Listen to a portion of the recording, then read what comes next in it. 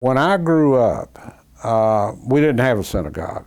And I recall we rented a second floor of a building between 15th and 16th on Greenup Avenue. Above Big Sandy Furniture upstairs. Men and women sat separately. Yeah, the men was on one side, the women on the other. Like an Orthodox thing, you know? That is where they held their minions. That is where I went to Cheder, and that's where I was bar mitzvahed. It was a very small community, but it was a very loving community. House of Israel didn't establish their synagogue until 1947, and it was largely due to the efforts and the fundraising of Joe Mansbach, who was a founding member of the congregation. He came from old Europe, and there was only one kind of Judaism, and that was Orthodox then. He could speak Yiddish, he could speak Hebrew, he could speak Polish, he could speak a little bit of German, and obviously after a while he spoke English. We observed all the holidays and Passover. We had to ask the 4 questions, and my mother kept kosher. She used to keep 2 sets of dishes, the whole 9 yards, a very kosher household. My mother was very kosher at the time, and she had dishes and silverware and everything up in the attic, and they would bring them all down and heat up the silverware to make sure it was good, and have a chicken killed by the man across the street. And then later years, when things got hard to get kosher food, they went. But my dad would never eat pork or bacon or anything like that. In a small town like this, you can't stay kosher. You know, they did for a long time. But as the kids grow up, the kids get away from it.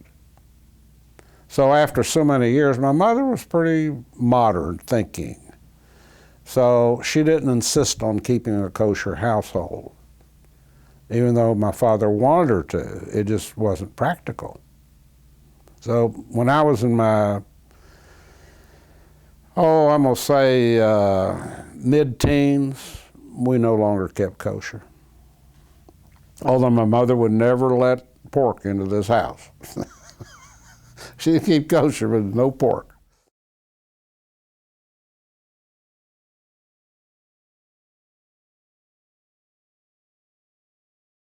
He was the religious hierarchy here, quote, but he was not a rabbi. He married one of my mother's sisters. Told you he had a little kosher grocery store down there on Greenup Avenue. He was just successful enough to feed himself and his family, basically. As far as I can remember, he taught all the young Jewish boys that were bar mitzvahed. And that was on a Saturday morning, by the way. That was always every Saturday morning, once a week. And Cheder, which my brother and I attended, there were only like 3 or 4 boys our age at that point in time that we actually went through the whole process with.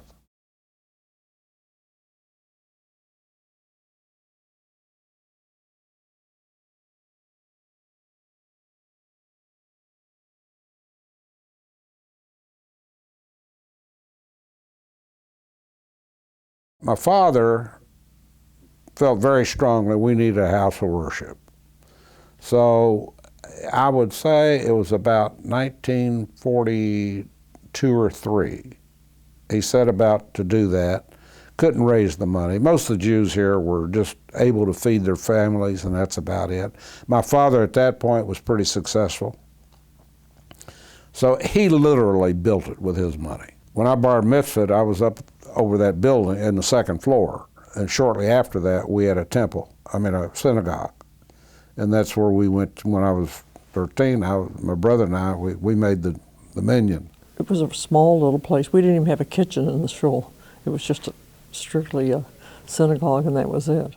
Tulkoff, who was a tailor, I think he was from Russia, but anyhow, he was extremely Orthodox. Katz, who conducted the services.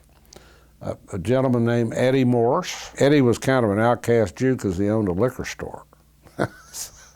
But he was very good about every Friday night and all the holidays. He was there. Myron Hyman, that was my mother's brother-in-law.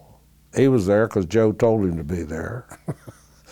So there were 6 or 7 that you could depend on always. And then the rest, my father would get them on the phone and find enough to make a menu. It was very important, you know, that he get his 10 people there. Both my grandfather and my father felt that they wanted to keep peace in the valley, so to speak.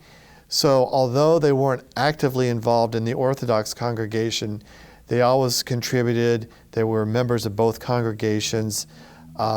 Occasionally, when they didn't have a minyan, you know, my grandfather would get a phone call, you know, either from the Mr. Tulkoff or Joe Mansbach, asking him to come down. Sometimes he'd bring my father, and if they really were desperate, they would bring me as a kid, even before I was bar mitzvahed. From my memory, it was always Mr. Tulkoff who was leading the service. He was a nice man with a very heavy accent, and he was sort of, my perception was he was sort of the go-to man. Obviously, the intention for people going there was truly to pray. I never remember seeing any women in there. I always remember seeing that it was men that were in there praying.